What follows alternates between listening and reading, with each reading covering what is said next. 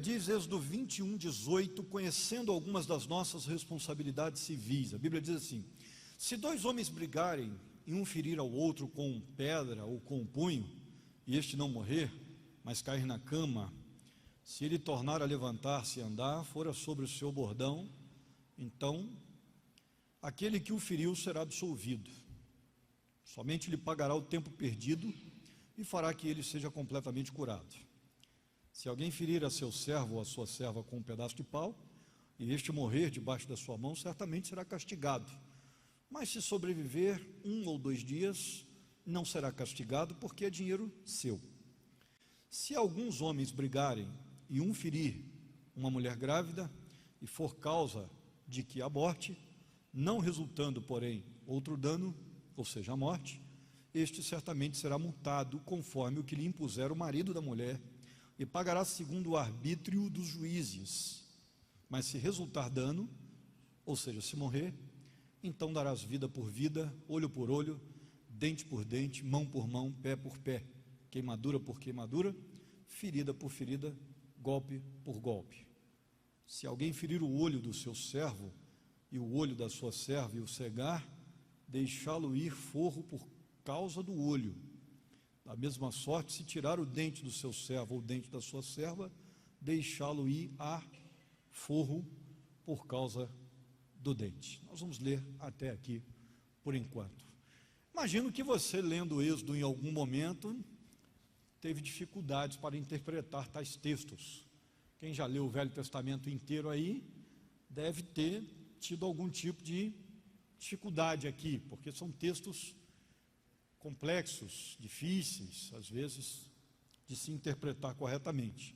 Então, essa caminhada pelo Velho Testamento também tem por objetivo dar maior conhecimento a você, a fim de que você possa interpretar o Velho Testamento corretamente. Antes disso, vamos orar e vamos pedir a Deus que abençoe tudo aquilo que vamos ouvir nesta noite.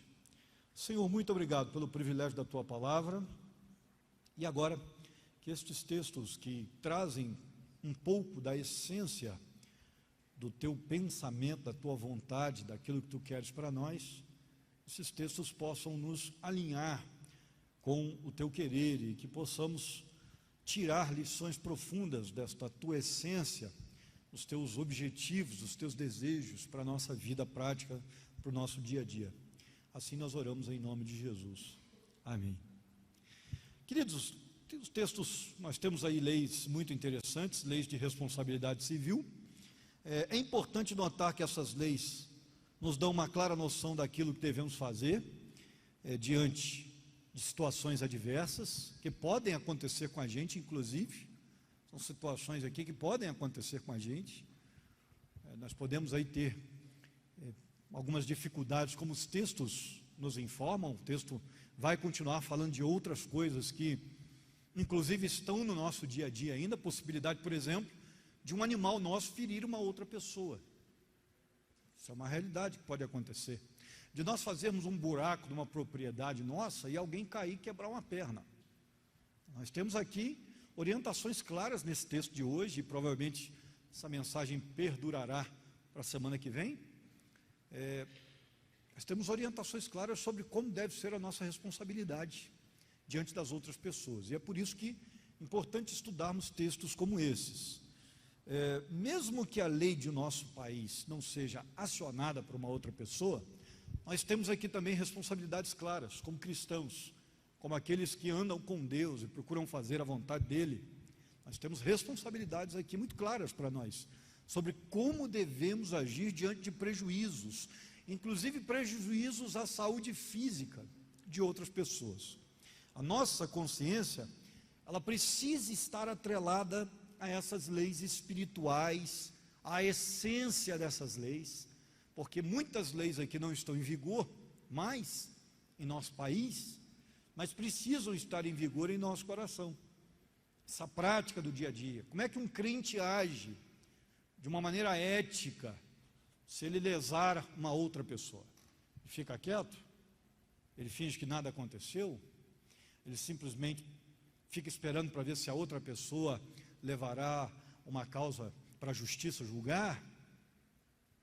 A Bíblia é muito clara em nos orientar sobre essa essência do coração de Deus, sobre a nossa ética, sobre aquilo que devemos fazer ou não fazer diante de problemas que possam ocorrer nos nossos relacionamentos, a nossa caminhada como cidadãos.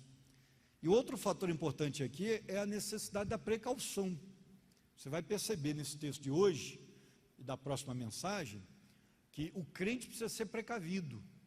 Ele precisa tentar evitar danos às outras pessoas. Em outras palavras, ele não pode ser irresponsável. Ele tem que procurar lidar socialmente com zelo a vida do outro, a segurança do outro. E é isso que esse texto vem nos ensinar, inclusive. Primeira coisa que nós aprendemos aí, a gente pode encontrar nos versículos 18 e 19, que os desentendimentos sempre trarão culpa aos envolvidos neles. O texto está dizendo que se duas pessoas brigarem, e se alguma coisa sair do controle, versículos 18 e 19,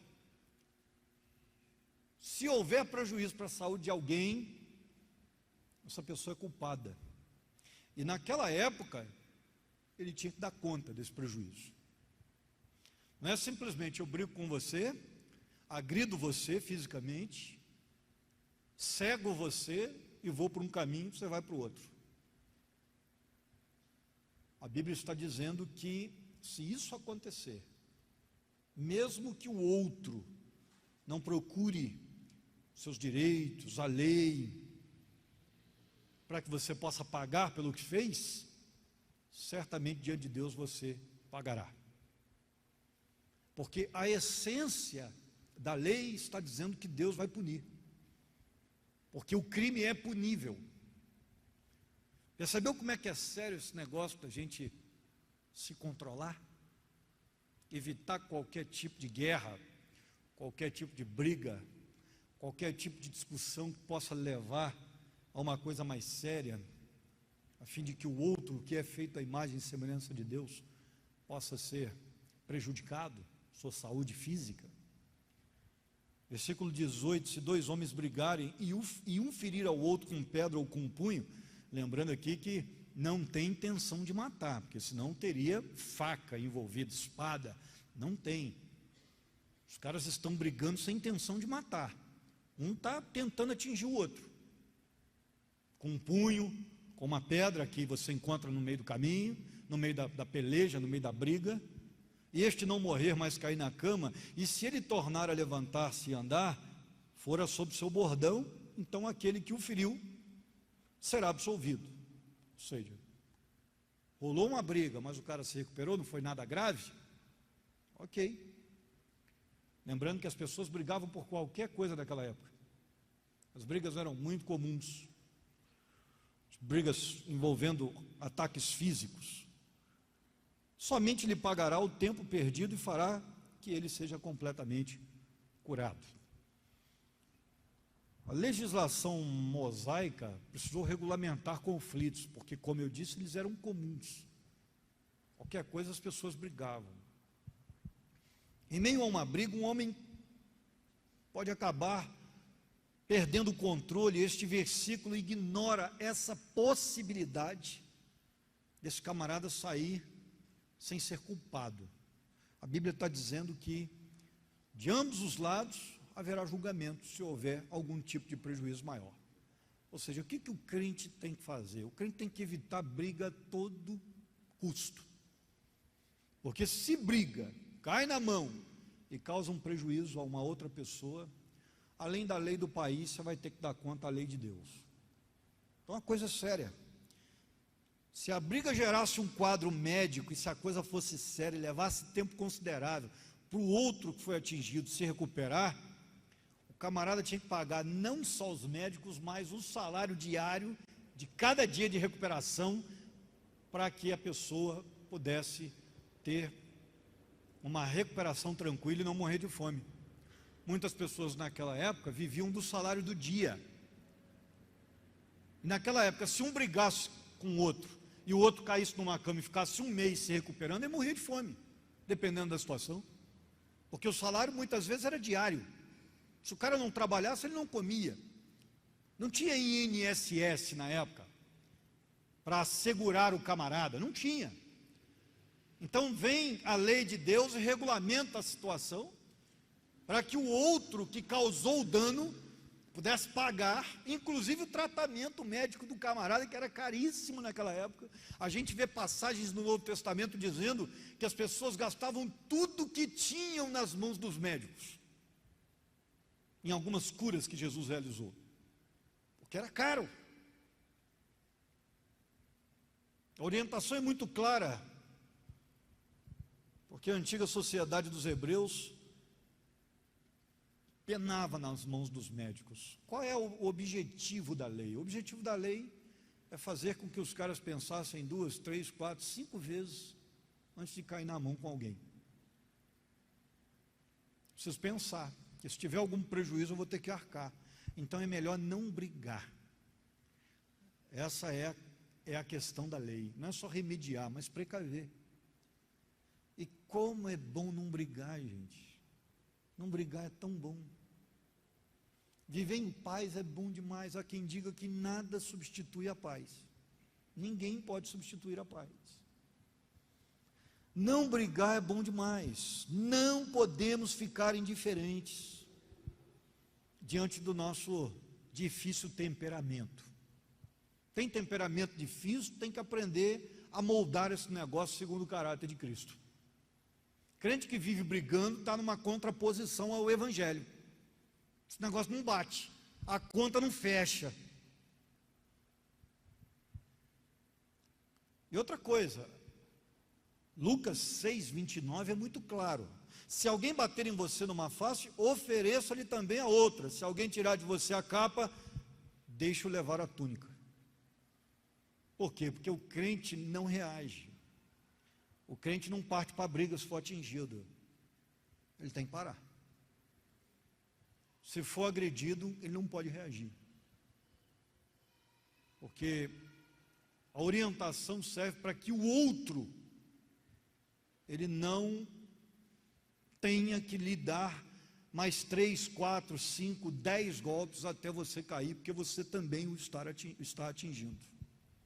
Se ele vem para atingir e ele percebe que você reage, a probabilidade dele dar menos golpes em você é maior, porque você não reage. E é assim que o crente age. Ah, pastor, eu não concordo com isso não. Está doido? Então quer dizer que se o meu filho tomar um tapa na escola, eu tenho que falar para ele que ele não pode reagir. É isso mesmo. Isso é uma lei cristã. É uma mulher que vai ficar apanhando até quando? Faz parte do processo. Melhor que ele se torne um brigão e amanhã reaja a um assalto e morra na mão do bandido por conta de um tiro que não era necessário, não seria necessário. É isso que a Bíblia está nos ensinando. A sabedoria dos mansos. E a Bíblia diz que os mansos herdarão a terra. O cemitério está cheio de gente brigona, de gente que ama reagir. Mas tem um monte de gente aí que não reage, que está viva. Então pense bem. É orientação bíblica, é para ser seguida. E quem está falando para você aqui é um ex-líder de torcida organizada que não ficava, ele não pensava 2 vezes se o negócio fosse briga de torcida. Você sabe como é que foi a minha vida antes da minha conversão. Eu não levava desaforo para casa, eu tive que aprender a sabedoria bíblica. E hoje, se alguém quiser atingir, se alguém quiser bater, vai acontecer vai bater sozinho, porque não dá para reagir. A orientação bíblica é essa. A gente tem que aguentar. Tem que aguentar a pressão. Abra sua Bíblia em Romanos 12, antes que você durma aí. Romanos 12, vai lá.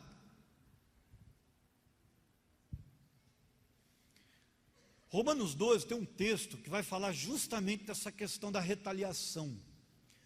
E olha que você tem que tomar muito cuidado, porque retaliação não acontece só na agressão física não, tá?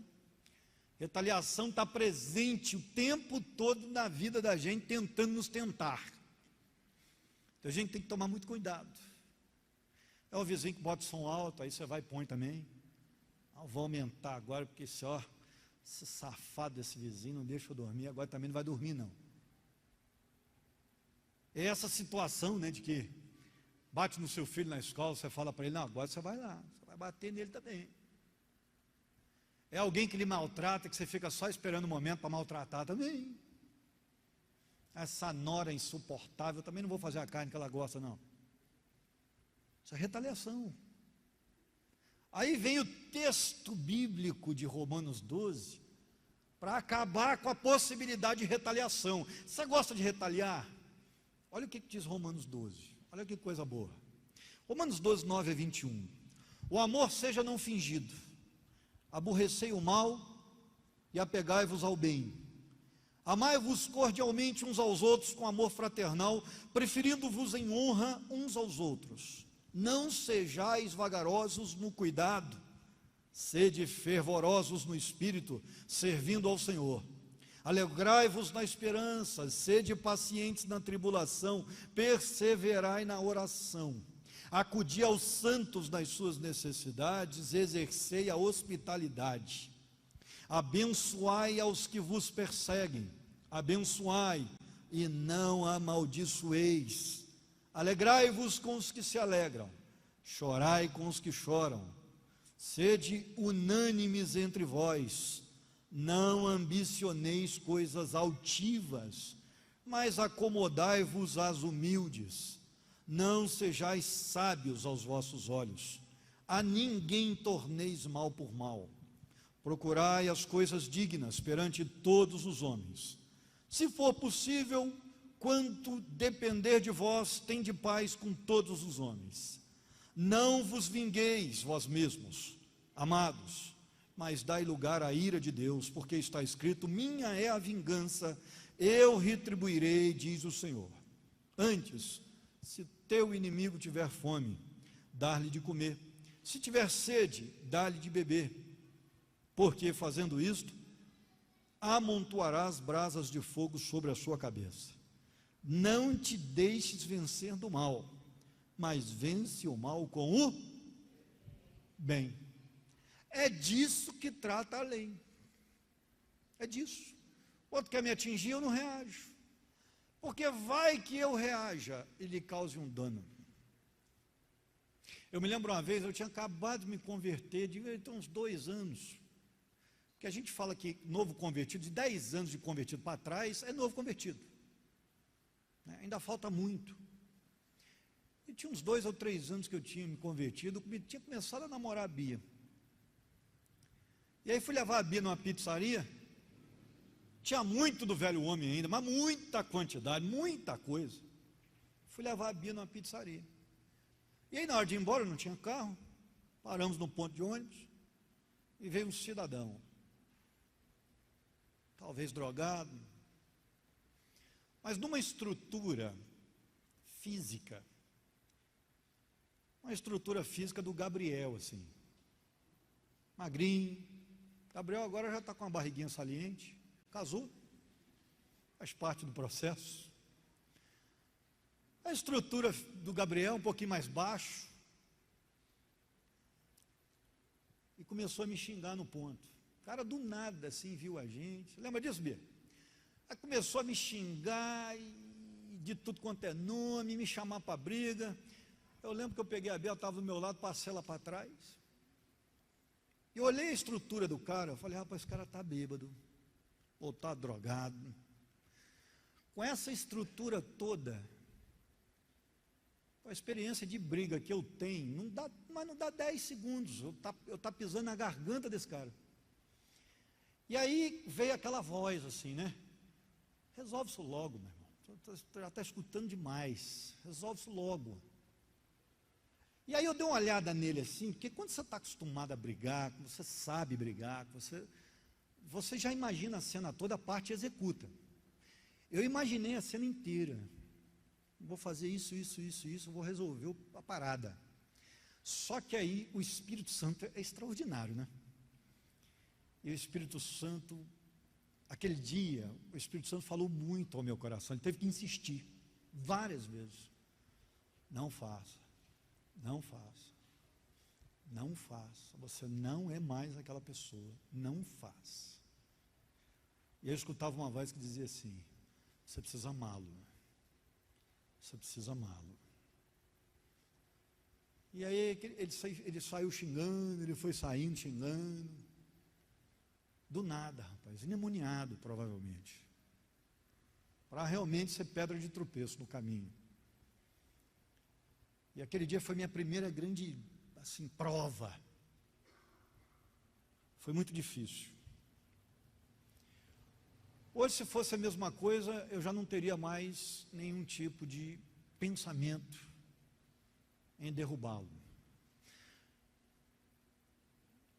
Eu peguei um camarada roubando a minha casa aqui, em Taubaté já, e por uns 3 segundos eu perdi o controle. Que eu peguei o cara no ato do roubo. E assim, no auge, porque o cara disse que não estava roubando, mas que eu vi ele roubando, não teve jeito de. E o cara mentindo para mim. E eu peguei ele pelo pescoço, levantei ele na grade, encostei no muro, né? Peguei ele com a mão assim, encostei ele no muro. Outro também de uma estrutura assim, muito desprovida de musculatura. E aí, quando eu encostei ele no muro, o Espírito mais uma vez, você está errado, já errou. Você já errou. Põe ele de volta no chão. E eu com vontade de enfiar ele na parede. Né? E aí desci ele devagarinho assim, ó. Falei, rapaz, eu te dou 10 segundos para você sair na minha frente. Era para eu ter evangelizado o cara, eu errei. E aquele dia, eu tive um arrependimento tão grande, mas tão grande, que eu nunca mais faço. Umas coisas assim você aprende.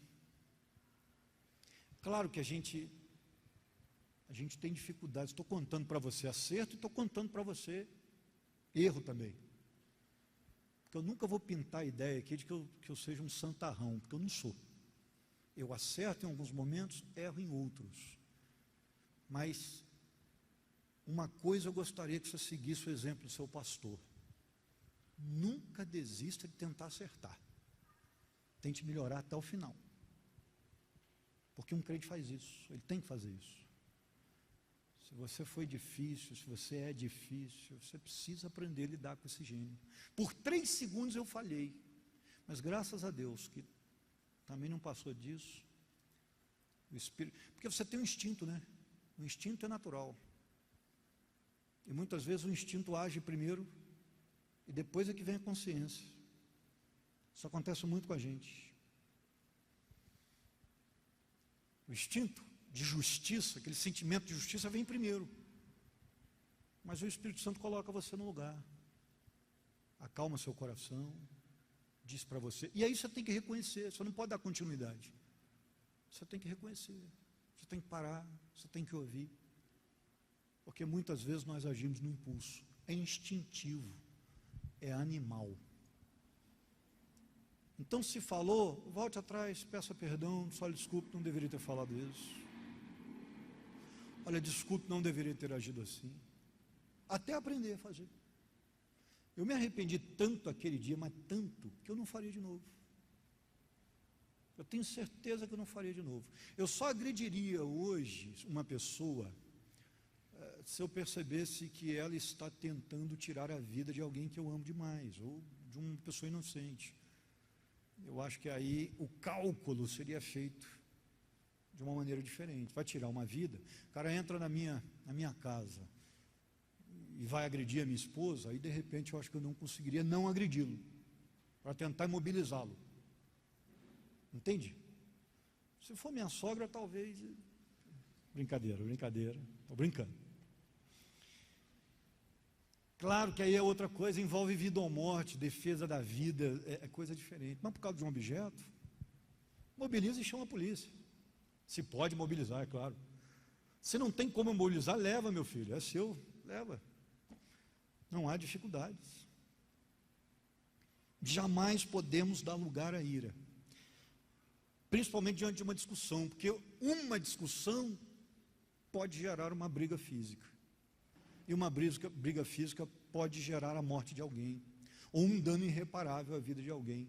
Então é melhor nem começar a discutir. acaba com a discussão, zera. Eu aprendi isso com o Evangelho, porque se eu começar a discutir, eu não me seguro. Eu vou ficando nervoso, e aí a probabilidade de eu perder a cabeça é grande. Eu não consigo para discutir com ninguém. Então eu saio no prejuízo, mas eu acabo com a discussão, porque eu sei onde isso vai parar. Então eu não discuto. Se não tem cabeça na hora da cabeça quente discutir, nem discuta. Porque você não pode dar lugar à ira. E isso requer do crente que o crente jamais se envolva com discussões acaloradas. Não bata a boca, porque a coisa pode piorar. Jamais o crente deve partir para qualquer tipo de agressão, seja ela física ou seja ela verbal. Não agrida. Principalmente que você agride, muitas vezes não está pronto para ouvir. E o outro vai agredir verbalmente também. E muitas vezes o que falou não está pronto para ouvir, aí a coisa fica feia. Então não fale.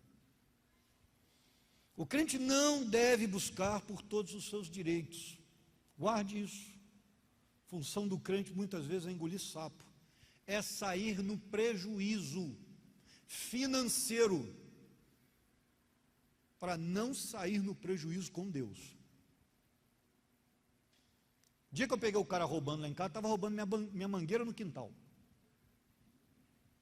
Depois eu fiquei pensando, cara, o que vale uma mangueira?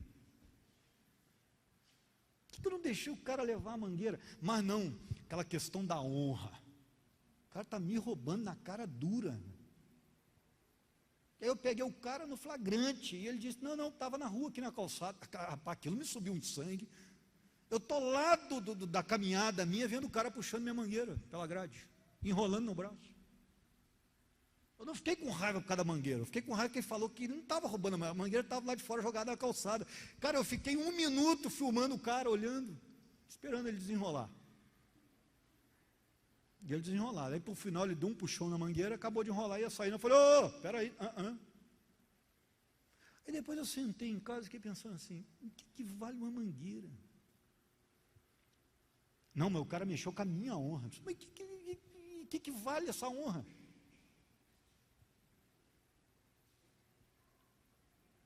A mangueira está remendada, gente.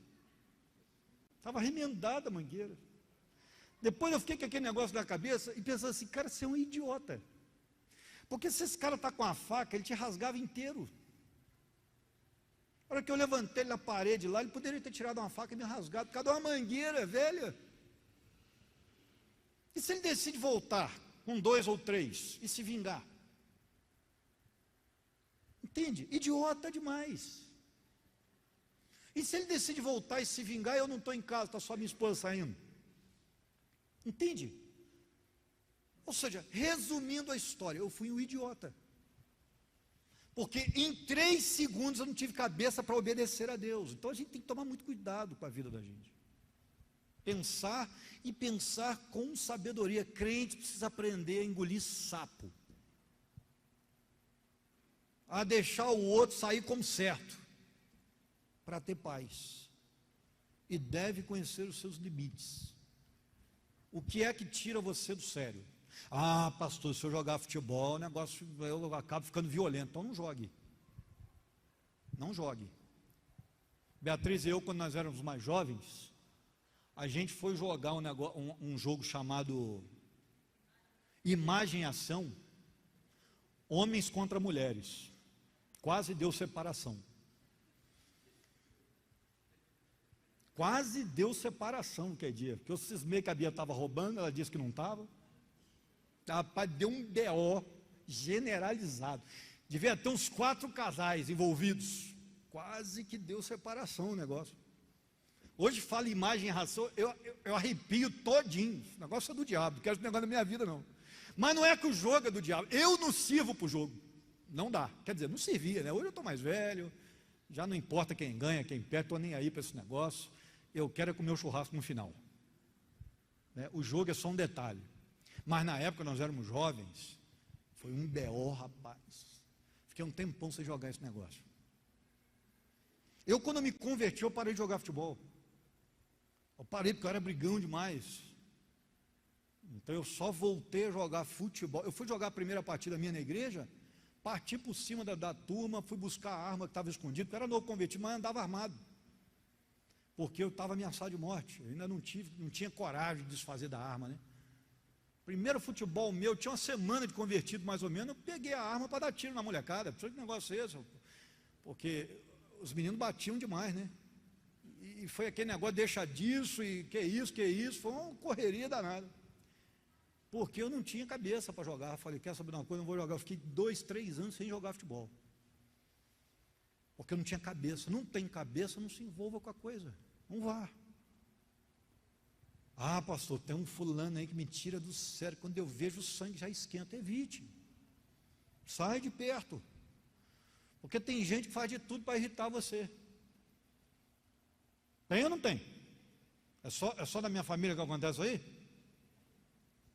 Eu, quando me converti, minha irmã mais nova, rapaz, era uma pedra de tropeço. Qualquer coisinha ela falava assim: olha, o crente agora, nossa, pastorzinho maconheiro, olha, eu já tinha parado de usar droga, aquilo subia um sangue. E aí eu passei a evitar, sai de perto. Jamais dê vazão à contenda. Contenda causa prejuízos irreparáveis. Jamais. E claro, se eu tenho que me equilibrar e me controlar, eu também não tenho que fazer uso de nenhuma substância que me tire do meu normal. Por isso que crente não bebe. E é por isso que, se você quiser continuar como membro dessa igreja, ou se você quiser ser membro um dia, tem que parar de beber. Não bebe nem socialmente. Primeiro, por causa do seu mau testemunho que você vai dar, se beber. E segundo, porque você não pode sair do seu controle. Você não pode perder o controle. É por isso que drogados não podem ter vida cristã. E não vão ter, por quê? Porque eles não vão se controlar. Eles não têm controle.